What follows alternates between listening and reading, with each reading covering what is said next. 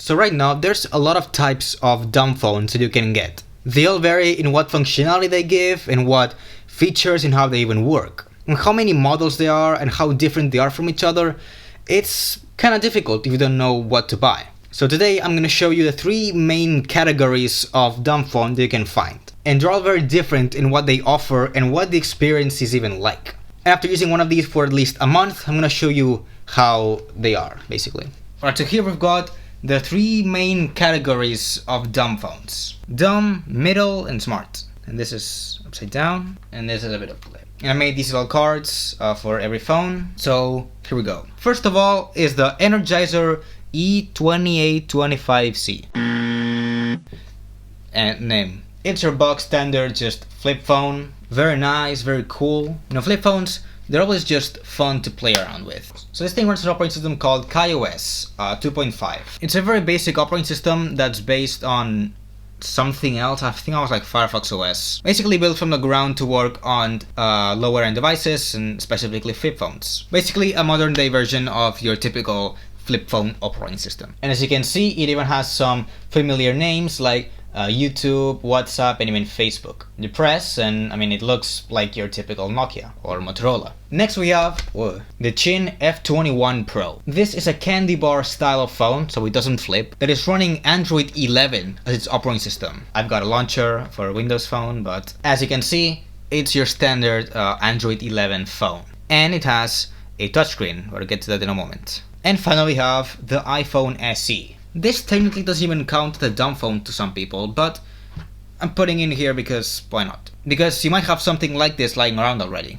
This runs, iOS 15, and it's your, just iPhone, but small. So these are our 3 devices. So, navigation. First, the Energizer. This is exclusively buttons.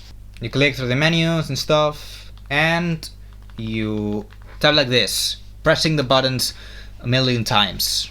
But as you can expect, it gets tiring to be pressing a button a million times. If you're using this, there's no getting around it, you are using the buttons. And that means that if you want to use a web browser, you have to press around to move the mouse cursor. Meanwhile, the Chin has a combination of the two. It has the buttons, but it also has the touchscreen.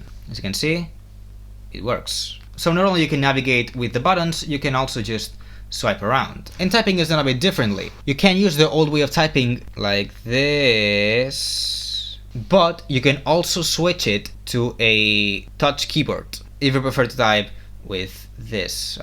Very interesting. And lastly, the iPhone. We already know this. We already know how this thing works, right? Typing on this, some people complain about this, and I guess they have gigantic hands. I have medium to small hands. And it's fine. I guess it's smaller than what people are used to, and the touch keyboard maybe gets a bit cramped for some people. And with 2 hands it does work, but it excels at 1 hand. Which is why I'm even trying to categorize this as a dumb phone, because you use it with 1 hand. It's to prioritize easy communication instead of social media, because it's a small screen. So that's the way of navigation. Although it's worth noting that navigating with the buttons on the Chin is not a very good experience. We'll get to that soon. Let's talk about apps. All 3 have apps. You kind of expect that. So I've seen before, the Energizer KaiOS phone does have some apps, like a WhatsApp. And the YouTube thing basically is a web browser. And the shortcut actually comes set as Facebook when you get the phone brand new. And you might be thinking, whoa, aren't those distracting apps? Really? Are you actually going to watch Facebook even? Like, if you actually use one of these, it's horrible to navigate through a web page or a social media app. Believe me, you won't be using YouTube on this. The main problem with this is that the store is pretty lightly stocked. There's basically nothing on it that's actually interesting, but you can find Snake. Oh, and also has Google Maps, which is kinda cool, I guess. But no GPS connectivity. The Chin, since it runs Android, has a full Play Store and stuff, so you can download all the apps that you want, which does mean that you can find distracting apps. But again, it's on a small display, so you'll definitely want to use this less than a fully sized smartphone. Just look at this, there's not a lot of space for stuff. The thing is that most developers don't really build their apps to work with the keys. So using the D-pad doesn't always work. So you don't actually know what you're selecting. Like, it doesn't go down. Yeah, now it doesn't even move.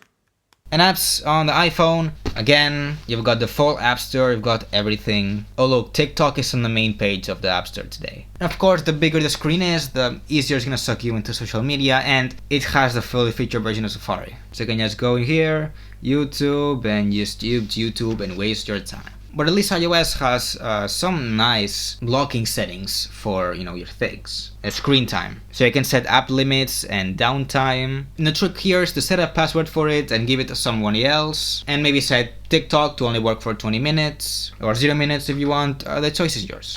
Next up, communications. The reason of why you actually get a phone. This has calling, SMS, and your typical stuff. It has WhatsApp, as we've seen. It can take WhatsApp voice calls, but no video calls. Even though it does have a front-facing camera, and apparently it did come out with Google Duo, it appears that there is no way to actually get a video call going. Then no Telegram, no Signal, no Discord, no anything basically. You have to use either WhatsApp or SMS for texting. And that WhatsApp is a limited version. You can only download files smaller than 8 megabytes, and you cannot see one view messages. Also, it doesn't support WhatsApp web. Next up, Chin, Android, WhatsApp, Telegram, Discord, Signal, whatever else comes out. And you can take video calls because it has a front-facing camera placed, why did they put it there? It's at a very odd position, but I guess it works. The iPhone, same stuff, WhatsApp, Discord and stuff. But also for you Americans that watch these videos, FaceTime and iMessage. Fortunately, since I live in Europe, I don't care about that stuff because I can just use WhatsApp. But it also comes to the downside that people are not expecting to use SMS, so I cannot use older dumb phones. But regardless, WhatsApp and iMessage works well on this perfectly fine. These two are not limited in any capacity by WhatsApp, by the way. What about just experience using these things day to day? Because I have used these for a month each, or almost, as my main and only phone. So I got to fully immerse myself in the experience of these phones. Energizer. It feels slow. It just takes a long time to open things, to do some actions. It's not fast. And there are also ads on some apps. I guess to subsidize the price. Just look at what it comes pre-installed with, like Crossy Road, I guess. It literally comes pre-installed with Facebook. And also, again, the missing features, like WhatsApp Web. WhatsApp was a big one because the keyboard.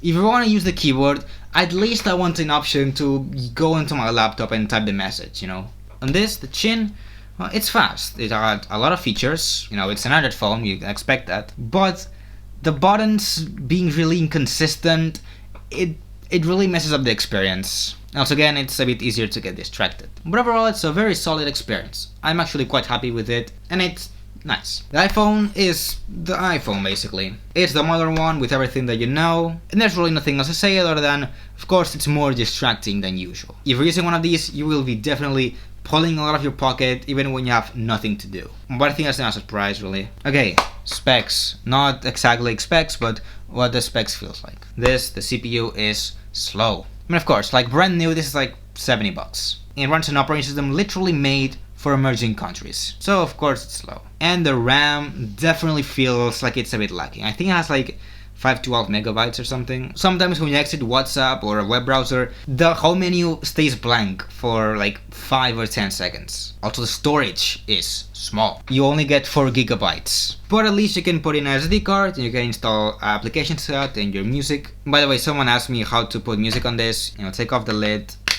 plug the battery. There's an SD card slot in here. Pull it out. Now you grab this and put it into your computer and put some legally downloaded MP3 files onto the SD card and you're set. There's even an MP3 button that you can press. And now I've got to wait for it to boot up. I'm gonna time that. This amount took. The camera on this, it's not good. I'm just gonna take a picture of you. And finally, the operating system is kinda dead. The company behind this is, I don't know what they're doing, and the platform is basically declared almost dead. It has a micro USB port. It's a cheap phone, so okay, but nah. And headphone jack, thankfully.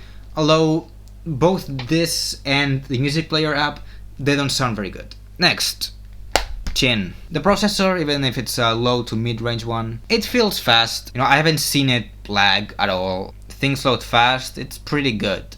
The amount of RAM in here is not a problem, and it has a good amount of storage. You can go with 32 or 64 gigs of storage. Non-upgradable, there's not an SD card slot, but you're not gonna be doing that much in a year, honestly. The camera is fine, better than the Energizer. Has a USB-C port, good, and no headphone jack. Almost. But yeah, at least you got an IR port, right? Sure. Finally, the iPhone. It's got a good processor. Even if it's old, it's still plenty good. Storage is... If you get the 64 gig option and something like that, sure. This one, the one that I have, has 16 gigabytes, and it's the most common. I have a total of 14 photos, 2 videos, and about 100 songs, and I'm already at 3 gigabytes available. Maybe when this came out it was okayer, but modern iOS does struggle at 16 gigabytes. And I'd pretty much never tell anyone to buy a 16 gig phone. Now, operating system it runs is iOS 15, which even though it's about the same age as Android 11, it is going to age much faster because iOS apps tend to stop supporting older versions quickly. And other than the essential, WhatsApp, Telegram, Google Drive and stuff, the older ones do leave behind the older operating systems. The camera is definitely better of these.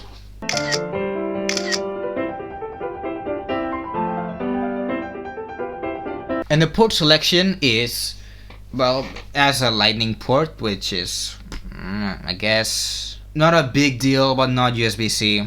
I miss USB-C. I guess it's fine, but come on. Apple, why did you stick with Lightning for so long? Why? And Apple put in a headphone jack on this. This is an iPhone 10. It's about as thick as the SE, definitely bigger and more heavier, and it doesn't have a headphone jack. Why? This would have been an iPhone 13 mini if it weren't, but it has no headphone jack. Where even was I? Yeah, but specs, I think that's pretty much it. Last of all, battery. This lasts for about a day and a half maybe if you're really not using it, but you're really not moving from that day. It kind of drains at a constant rate regardless if you're using it or not, but if you're really using it, then it doesn't last much. The Chin, good battery. It's like 2 days. You can forget to charge this one night and it's fine. Also, it charges pretty fast. The iPhone, it's a small iPhone. What do you expect? It has good standby time, but if you're actually using it with the screen on, no. It's 8 p.m. I've barely even used this phone today, and it's already at 34%. My Pixel would have been at 60%. Now things to point out, since, the Nokias and the Motorola's, they're famous for being indestructible. Let's talk about durability and repairability. The Energizer is durable. It's made of plastic, which even though it feels cheap, it definitely survives more drops than glass, and hides the scars really well. The screen is plastic, and there's a big buffer between the plastic and the actual LCD, so you will never actually break this. And maybe if you snap the hinge, maybe. Also, this survived an entire cup of coffee being poured into it. It just made the button sticky, so I took it apart very easily, just like an old dumb phone, honestly. Cleaned it up a bit, turned it on. It turned on perfectly. It never gave me a problem, and it was perfectly fine. Now this, even though the build is plastic, it's definitely good plastic. The bottom's very nice, but the top thing is glass, so it is going to break. And when it breaks, have fun finding replacement parts for this. It's a Chinese brand that nobody actually knows. Just have fun. Actually, even though you're not really supposed to, you can easily take apart the back panel to expose the battery. It's not very easy though. But yeah, plastic, it will last a bit longer than some phones. And the iPhone, just look at that, it's already broken. It isn't as easy to break as some newer iPhones because there's no back glass, but it has survived some drops, and it is easier to hold in your hand, so you're gonna drop it less than other iPhones. The aluminum does get dented, but it's fine. And replacement parts are easy to find. You can get a replacement screen for $20 on eBay. And also, this is one of the last fully repairable iPhones. There's no serialization in almost every part of this. You can cobble together parts from different phones as long as you keep the Touch ID thing. The Touch ID sensor, only the sensor, is the only thing serialized in this phone. So if the button breaks, you're screwed, because I don't even think Apple offers repairs for this. Apple does offer the repair for the screen, but it's literally $129 when the price for one screen is $19.99. It's 6 times the price. Apple markups the price for $110. You can buy 2 iPhone SEs for that price. But thankfully the click, the actual home button, it does still work, while every phone after this, like the iPhone 7, 8 and the newer SEs, if you place the button, the click will stop working and you will not be able to click to go home. You have to use the assistive touch thing. On this, it will still work even if Touch ID does not. So that's something that you should know about. I think that's it. No, obviously, these are not the only dumb phones that exist. And if you want, you can go older than this. No smart functionality around here. How the fuck did somebody break a Motorola? Why is it that there are no small flip phones anymore? I mean, there are flip phones, but no small ones. It still works. I haven't charged this in 6 months. Just like new. Also look, a little window. How much did it take for Apple to do always on displays? Nokia did it 16 years ago. This, the Nokia Asha, I made a video about this. It also has battery, wow. And if you want a touchscreen, I guess you could use this. You can play Angry Birds. I mean, this will definitely not distract you in a bad way, because you can bet. Shut up. There are no websites that work on this browser. I mean, I would let myself be distracted by old school Java Angry Birds. 1 star? Fuck you. I mean, there's a whole form factor of these phones that don't even exist anymore. These. The slider phones. This was also a really good phone. Does this work? But what phone do I personally use? It might seem a bit hypocritical to say this, considering that I'm the one that made 2 videos about this topic, but I have my reasons. This. I use the SE. Why do you use SE? It's not even a dumb phone. You're lying to us. The way that I use the SE is very different of how I used the SE before I started using dumb phones. I don't want to say that I quit normal dumb phones, but more that I graduated from the dumb phones. I learned their ways and how they work and how to live with them. And now that I live with a full-ass smartphone, I know how to keep myself from being distracted by it. As you can see, no Instagram, no nothing that can actually distract me. If I go to Safari, I have not cleaned this. That's my email, I'm gonna show you that. This is my email, I was looking at something from the Apple Store. I learned how to actually and effectively keep myself from being distracted by the smartphone. And also, problem. So realistically, the only problem with these phones is texting. And I text a lot.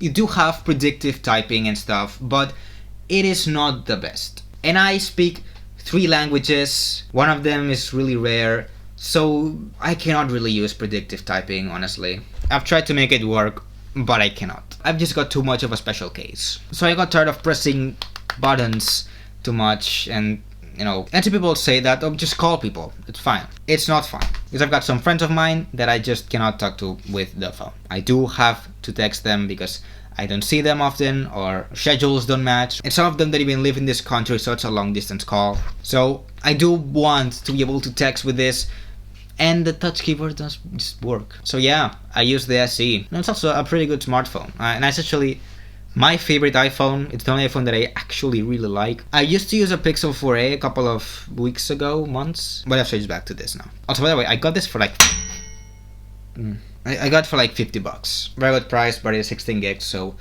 maybe in the future I'll get a 64 gig model.